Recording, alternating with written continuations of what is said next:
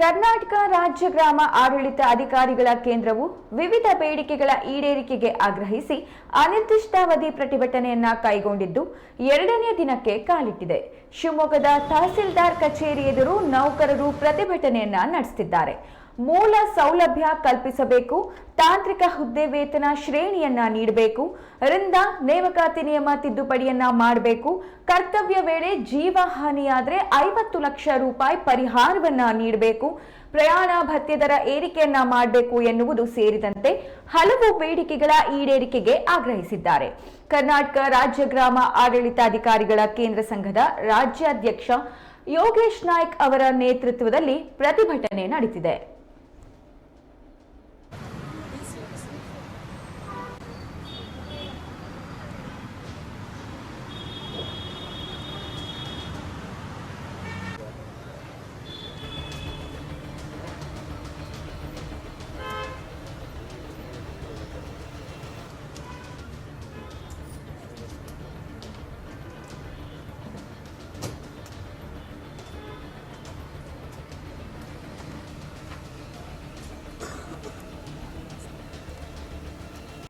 ಅಂತ ನಾವು ನಿನ್ನೆ ದಿನದಿಂದ ಈ ದಿನ ಎರಡನೇ ದಿನಕ್ಕೆ ಮುಷ್ಕರಕ್ಕೆ ಚಾಲನೆ ಆಗಿದೆ. ನಿನ್ನೆ ದಿನದಿಂದ ಮುಷ್ಕರಕ್ಕೆ ರಾಜ್ಯಾದ್ಯಂತ ಮುಷ್ಕರ ನಡೀತಾ ಇದೆ. ಎಲ್ಲರೂ ಕೂಡ ರಾಜ್ಯಾದ್ಯಂತ ಎಲ್ಲ ಗ್ರಾಮ ಆಡಳಿತಾಧಿಕಾರಿಗಳು ಏನು 9839 ಜನ ಇದ್ದೀವಿ, ನಾವೆಲ್ಲರೂ ಕೂಡ ರಾಜ್ಯಾದ್ಯಂತ 1 ತಿಂಗಳ ಕಾಲ ರಜೆಯನ್ನು ಹಾಕ್ಕೊಂಡು ಅನಿರ್ದಿಷ್ಟಾವಧಿ ಮುಷ್ಕರಕ್ಕೆ ಅಣಿಯಾಗಿದ್ದೀವಿ. ಎಲ್ಲ ಸರ್ಕಾರದ ಎಲ್ಲ ಮೊಬೈಲ್ ತಂತ್ರಾಂಶಗಳನ್ನು ಅನ್ಇನ್ಸ್ಟಾಲ್ ಮಾಡೋದ್ರ ಮೂಲಕ ಹಾಗೂ ಎಲ್ಲ ಕಚೇರಿಯ ಗ್ರೂಪ್ಗಳಿಂದ ಎಕ್ಸಿಟ್ ಆಗೋದ್ರ ಮೂಲಕ ಸಾರ್ವಜನಿಕರಿಗೆ ನಾವೊಂದು ಗುಣಮಟ್ಟದ ಸೇವೆಯನ್ನು ಕಲ್ಪಿಸಿಕೊಡಲಿಕ್ಕೆ ಸರ್ಕಾರದ ಪಿಲ್ಲರ್ಸ್ ಆಗಿರುವಂಥ ಕಂದಾಯ ಇಲಾಖೆಯ ಗ್ರಾಮ ಆಡಳಿತಾಧಿಕಾರಿಗಳ ಬೇಡಿಕೆಗಳನ್ನು ಈಡೇರಿಸಬೇಕು ಎಂಬ ಒಂದು ಬೇಡಿಕೆಯನ್ನಿಟ್ಟು ನಾವೆಲ್ಲರೂ ಕೂಡ ಮುಷ್ಕರ ಹಮ್ಮಿಕೊಂಡಿದ್ದೀವಿ. ನಮ್ಮ ಬೇಡಿಕೆಗಳಲ್ಲಿ ಮೂಲಭೂತವಾಗಿ ನಮ್ಮಲ್ಲಿ 50% ಹೆಚ್ಚಾಗಿ ಮಹಿಳಾ ಸಿಬ್ಬಂದಿಗಳು ಇದ್ದಾರೆ. ನಮ್ಮ ವೃತ್ತಗಳಲ್ಲಿ ಒಂದು 20x21 ಕಚೇರಿಯನ್ನು ಶೌಚಾಲಯ ವ್ಯವಸ್ಥೆ ಇರುವಂಥ ಕಚೇರಿಯನ್ನು ನಿರ್ಮಾಣ ಮಾಡಿಕೊಟ್ಟು ಸಾರ್ವಜನಿಕರಿಗೆ ನಾವು ಒಂದು ಗುಣಮಟ್ಟದ ಸೇವೆಯನ್ನು ಕಲ್ಪಿಸ್ಕೊಡ್ಲಿಕ್ಕೆ ಅವಕಾಶ ಮಾಡಿಕೊಡ್ಬೇಕು. ಇದುವರೆಗೂ ನಮಗೆ ಕಚೇರಿ ಆಗಲಿ, ಅಲ್ಮೇರಾಸ್ ಆಗಲಿ, ಟೇಬಲ್ ಆಗಲಿ, ಕುರ್ಚಿ ಆಗಲಿ ಯಾವುದೇ ರೀತಿಯ ಸೌಕರ್ಯಗಳನ್ನು ಕಲ್ಪಿಸಿಲ್ಲ. ನಾವು ಏನು ಯೂಸ್ ಮಾಡ್ತಾ ಇದ್ದೀವಿ ಎಲ್ಲ ತಂತ್ರಾಂಶಗಳು, ಮೊಬೈಲ್ ಆ್ಯಪ್ಗಳು ಕೂಡ ನಮ್ಮ ಸ್ವಂತ ಮೊಬೈಲ್ ಆ್ಯಪ್ಗಳು, ನಮ್ಮ ಸ್ವಂತ ಮೊಬೈಲ್ನಲ್ಲೇ ನಾವು ಉಪಯೋಗಿಸ್ತಾ ಇದ್ದೀವಿ. ಯಾವುದೇ ರೀತಿ ಸರ್ಕಾರ ನಮಗೆ ಸೌಲಭ್ಯಗಳನ್ನು ಕಲ್ಪಿಸ್ತಾ ಇಲ್ಲ. ಈ ನಿಟ್ಟಲ್ಲಿ ಸರ್ಕಾರದ ಎಲ್ಲ ಮೊಬೈಲ್ ತಂತ್ರಾಂಶಗಳನ್ನು ಅನ್ಇನ್ಸ್ಟಾಲ್ ಮಾಡೋದ್ರ ಮೂಲಕ ಸರ್ಕಾರ ನಮಗೆ ಸೌಲಭ್ಯಗಳನ್ನು ಮೊಬೈಲ್ನೂ ಕೂಡ, ಸಿಮ್ಮನ್ನು ಕೂಡ, ಡಾಟಾನೂ ಕೂಡ ಕಲ್ಪಿಸ್ಕೊಡ್ಬೇಕು ಅಂತ ನಾವು ಮೊರೆ ಹೋಗಿದ್ದೀವಿ. ಹಾಗೆ ನಮ್ಮ ಏನು ಒಬ್ಬ ದ್ವಿದಾಸ ನಿರ್ವಹಿಸುವಂಥ 20 ಪಟ್ಟು ಕೆಲಸ, ಅಧಿಕ ಒತ್ತಡದಲ್ಲಿ ಹೆಚ್ಚುವರಿ ಕೆಲಸಗಳನ್ನು ನಾವು ಸಾರ್ವಜನಿಕ ಸೇವೆಯಲ್ಲಿ ಸಾರ್ವಜನಿಕ ಸೇವೆ ಕೊಡ್ತಾ ಇದ್ವಿ. ಹಾಗಾಗಿ ಒಂದು ಸ್ಕೇಲ್ನ ನಮ್ಮ ಹುದ್ದೆಯ ಏನು ಸ್ಕೇಲ್ ಇದೆ ಅದಕ್ಕೆ ಒಂದು ಸ್ಕೇಲ್ ಹುದ್ದೆ ಅಪ್ಗ್ರೇಡ್ ಮಾಡಿ ನಮಗೆ ಸೌಲಭ್ಯ ಕಲ್ಪಿಸ್ಕೊಡ್ಬೇಕು. ಹಾಗೆ ತೀರಾ ನಮ್ಮ ಈ ಒಂದು ಕಳೆದ 3-4 ವರ್ಷದಿಂದ ನಮ್ಮ ಇಲಾಖೆಯಲ್ಲಿ ನಮ್ಮ ವೃಂದಕ್ಕೆ ಪದೋನ್ನತಿ ಆಗಲಿ ವರ್ಗಾವಣೆ ಆಗಲಿ ಯಾವುದೇ ಇಲ್ಲ. ಆದ ಕಾರಣ ಸರ್ಕಾರ ಏನು KCSR 16A ಉಪಖಂಡ 2 ತೆಗೆದುಹಾಕಿದೆ, ಅಂತರ್ಜಿಲ್ಲಾ ವರ್ಗಾವಣೆ ಅವಕಾಶನ ತೆಗೆದುಹಾಕಿದೆ, ಅದನ್ನು ರಿಸ್ಟೋರ್ ಮಾಡೋದಾಗಲಿ ಅಥವಾ ಇತರ ಎಲ್ಲ ಇಲಾಖೆಗಳು ಕೂಡ ವರ್ಗಾವಣೆಗಾಗಿ ಒಂದು ವಿಶೇಷ ಮಾರ್ಗಸೂಚಿಗಳನ್ನು ಮಾಡಿಕೊಂಡಿದೆ. ಮಾತೃ ಇಲಾಖೆ ಆಗಿರುವಂಥ ಕಂದಾಯ ಇಲಾಖೆಗೆ ಅವಕಾಶ ಇಲ್ಲ. ಇದರಿಂದಾಗಿ ಎಲ್ಲರೂ ಕೂಡ ಪದೋನ್ನತಿ ವರ್ಗಾವಣೆ ವಂಚಿತರಾಗಿದ್ದಾರೆ. ನಿಯಮ 16 ಕರ್ನಾಟಕ ರಾಜ್ಯ ಗ್ರಾಮ ಆಡಳಿತಾಧಿಕಾರಿಗಳ ಕೇಂದ್ರ ಸಂಘದ ರಾಜ್ಯಾಧ್ಯಕ್ಷ ಯೋಗೇಶ್ ನಾಯ್ಕ್ ಅವರು ಸ್ವತಃ ದೂರವಾಣಿ ಸಂಪರ್ಕದಲ್ಲಿ ನಮ್ಮೊಟ್ಟಿಗಿದ್ದಾರೆ. ಬನ್ನಿ ಅವರಿಂದ ಮಾಹಿತಿಯನ್ನ ಪಡೆಯೋಣ. ಯೋಗೇಶ್ ನಾಯ್ಕ್ ಅವರೇ, ನಮಸ್ಕಾರ.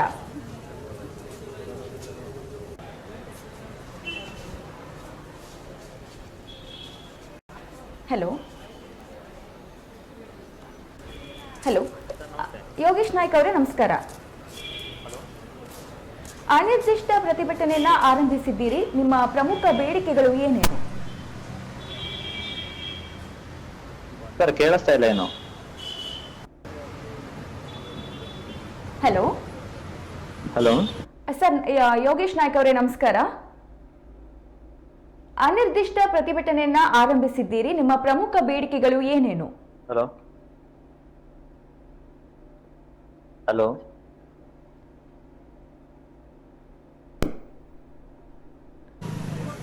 ಹಲೋ.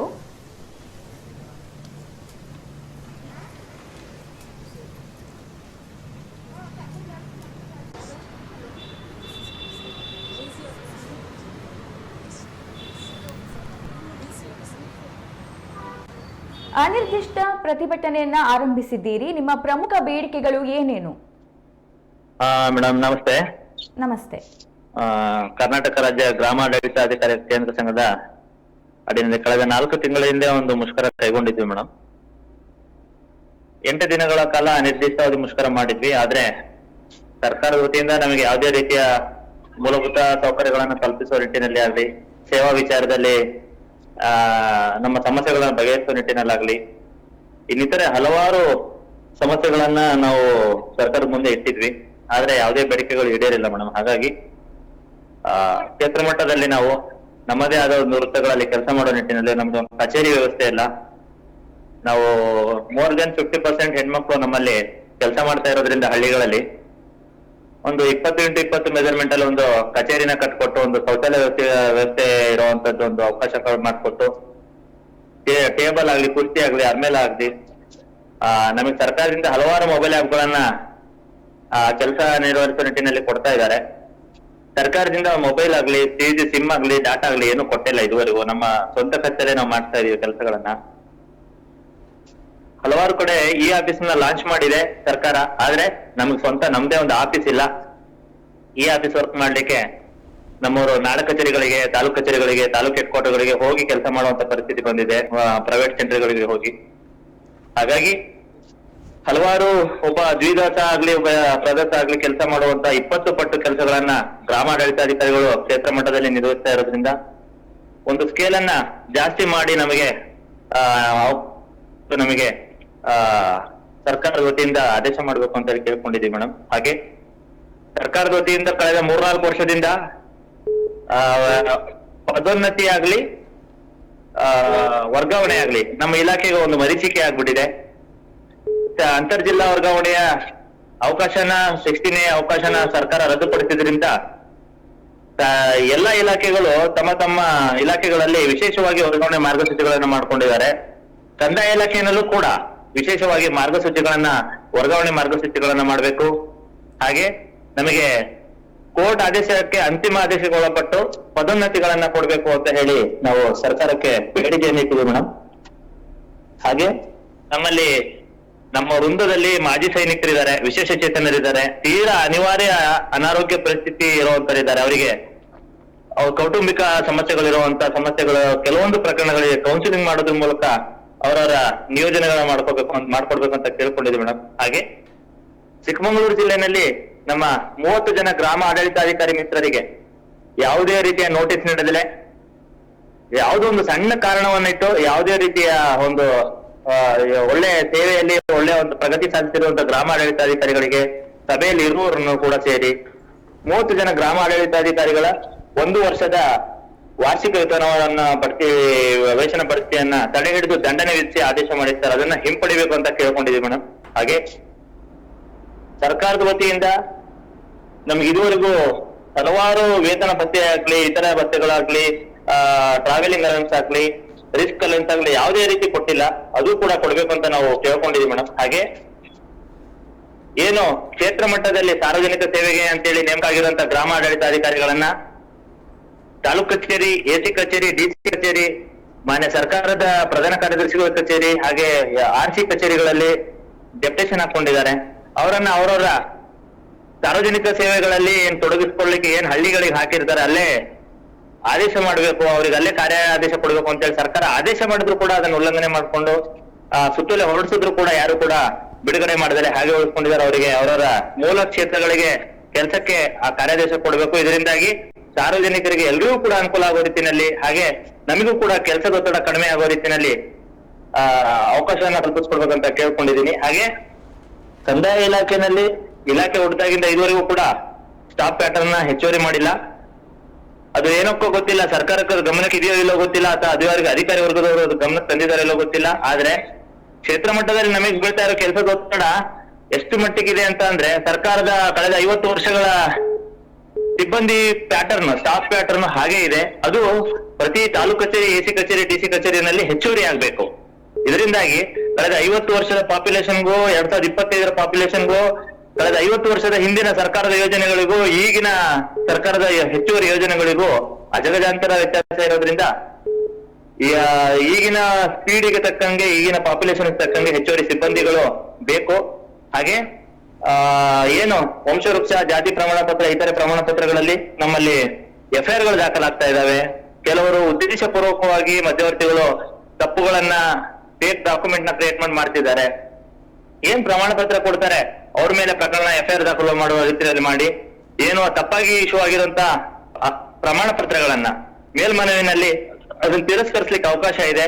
ಈ ನಿಟ್ಟಿನಲ್ಲಿ ಒಂದು ಕೆಲಸನ ಮಾಡ್ಕೊಡ್ಲಿಕ್ಕೆ ಅನುವು ಮಾಡ್ಕೊಡ್ಬೇಕಂತ ಕೇಳ್ಕೊಂಡಿದ್ದೀವಿ ಮೇಡಮ್. ಹಾಗೆ ಪ್ರೋಟೋಕಾಲ್ ಸಂಬಂಧಪಟ್ಟಂತೆ, ಜಾಬ್ ಚಾರ್ಟಿಗೆ ಸಂಬಂಧಪಟ್ಟಂತೆ ಕೆಲವು ಬೇರೆ ಇಲಾಖೆಯ ಕೆಲಸಗಳನ್ನೆಲ್ಲ ನಮಗೆ ಜವಾಬ್ದಾರಿ ಹೊರಿಸಿ ನಮಗೆ ನೇರ ಹೊಣೆಗಾರರನ್ನು ಮಾಡುವಂತ ನಿಟ್ಟಿನಲ್ಲಿ ಇರುವಂತಹ ಕೆಲಸಗಳಿಗೆ ಸಂಬಂಧಪಟ್ಟಂತೆ, ದಫ್ತರು ಹಾಗೂ ಜಮಾಬಂದಿಗೆ ಸಂಬಂಧಪಟ್ಟಂತೆ, ಹಾಗೆ ನಮ್ಮ ಬೆನ್ನೆಲುಬಾಗಿರುವಂತಹ ಗ್ರಾಮ ಆಡಳಿತ, ಇದು ಗ್ರಾಮ ಸಹಾಯಕರಿಗೆ ಗ್ರೂಪ್ ಡಿ ಆಗಿ ಕನ್ಸಿಡರ್ ಮಾಡಿ ಸೇವಾ ಭದ್ರತೆ ಒದಗಿಸಬೇಕು ಅಂತ ಹೇಳಿ ನಾವು ಸರ್ಕಾರಕ್ಕೆ ಮನವಿ ಮಾಡಿ ಅನಿರ್ದಿಷ್ಟಾವಧಿ ಮುಷ್ಕರಕ್ಕೆ ಕರೆ ಕೊಟ್ಟು 1 ತಿಂಗಳ ಕಾಲ ನಾವೆಲ್ಲರೂ ಕೂಡ ರಜೆಯನ್ನ ಹಾಕೊಂಡು ಎಲ್ಲಾ ಮೊಬೈಲ್ ಆಪ್ಗಳನ್ನ, ನಮ್ಮ ಸ್ವಂತ ಮೊಬೈಲ್ ನಲ್ಲಿರುವಂತಹ ಸರ್ಕಾರಿ ಮೊಬೈಲ್ ಆಪ್ಗಳನ್ನ ಅನ್ಇನ್ಸ್ಟಾಲ್ ಮಾಡೋದ್ರ ಮೂಲಕ ಎಲ್ಲಾ ಸರ್ಕಾರಿ ಗ್ರೂಪ್ಗಳಿಂದ, ಕಚೇರಿ ಗ್ರೂಪ್ಗಳಿಂದ ಎಕ್ಸಿಟ್ ಆಗೋದ್ರ ಮೂಲಕ ಈ ದಿನ 2ನೇ ದಿನದ ಮುಷ್ಕರನ ಯಶಸ್ವಿಯಾಗಿ ಪೂರೈಸಿದೀವಿ ಮೇಡಮ್.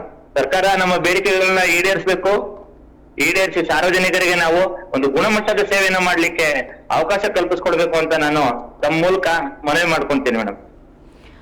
ಇದು 2ನೇ ಹಂತದ ಪ್ರತಿಭಟನೆ. 3ನೇ ಹಂತದ ಪ್ರತಿಭಟನೆಯ ಯೋಜನೆಗಳು ಏನೇನು?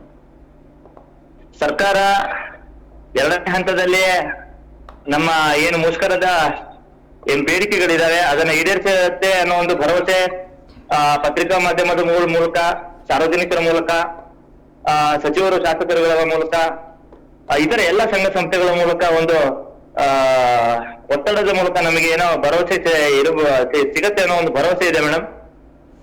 ಖಂಡಿತವಾಗ್ಲೂ ಸಾರ್ವಜನಿಕರಿಗೆ ತಳಮಟ್ಟದಲ್ಲಿ ಸರ್ಕಾರದ ಪಿಲ್ಲರ್ ಆಗಿ ಕೆಲಸ ಮಾಡ್ತಾ ಇರುವಂತ ಗ್ರಾಮ ಆಡಳಿತಾಧಿಕಾರಿಗಳಿಗೆ ಈ ಸೌಲಭ್ಯಗಳನ್ನ ಕಲ್ಪಿಸಿದ್ರೆ ಅದಲ್ಲಿ ಒಂದು ಒಳ್ಳೆಯ ಒಂದು ಪ್ರಜಾಪ್ರಭುತ್ವ ವ್ಯವಸ್ಥೆನಲ್ಲಿ ಸಾರ್ವಜನಿಕರಿಗೆ ಸರ್ಕಾರದ ಯೋಜನೆಗಳು ತಲುಪುವ ನಿಟ್ಟಿನಲ್ಲಿ ಒಂದು ಒಳ್ಳೆ ಗುಣಮಟ್ಟದ ಸೇವೆ ಕಾಣ್ಬೋದು ಅಂತೇಳಿ ನಾನು ಸರ್ಕಾರಕ್ಕೆ ಮನವಿ ಮಾಡ್ತೀನಿ ಮೇಡಮ್. ಒಂದಾನು ನಮ್ಮ ಬೇಡಿಕೆಗಳು ಈಡೇರದೇ ಇದ್ದಲ್ಲಿ ನಾವೆಲ್ಲರೂ ಕೂಡ ಮುಂದಿನ ದಿನಗಳಲ್ಲಿ ನೋಡ್ತೀವಿ ಮೇಡಮ್. ಹಂತವಾಗಿ ತಾಲೂಕು ಕಚೇರಿ, ಜಿಲ್ಲಾಧಿಕಾರಿಗಳ ಕಚೇರಿ, ವಿಭಾಗೀಯ ಕಚೇರಿ, ನಂತರ ಫ್ರೀಡಂ ಪಾರ್ಕ್ ನಲ್ಲೂ ಕೂಡ ಮುಷ್ಕರ ಕೈಗೊಳ್ಳುವಂತ ತೀರ್ಮಾನ ಮಾಡ್ತಾ ಇದೀವಿ. ಒಂದಾನೆ ಯಾವುದು ಫಲಪ್ರದ ಆಗದಿದ್ದಲ್ಲಿ ದಯಾಮರಣಕ್ಕೆ ಅರ್ಜಿ ಕೊಟ್ಟು ನಾವು ಶಾಶ್ವತವಾಗಿ ಆಬ್ಸೆಂಟ್ ಆಗೋದ್ರ ಮೂಲಕ ಕೆಲಸನ ತ್ಯಜಿಸಿ ಹೋಗ್ಬೇಕು ಅಂತ ತೀರ್ಮಾನ ಮಾಡಿದೀವಿ ಮೇಡಮ್. ಓಕೆ, ನಿಮ್ಮೆಲ್ಲ ಮಾಹಿತಿಗಾಗಿ ಧನ್ಯವಾದಗಳು. Thank you madam. Thank you.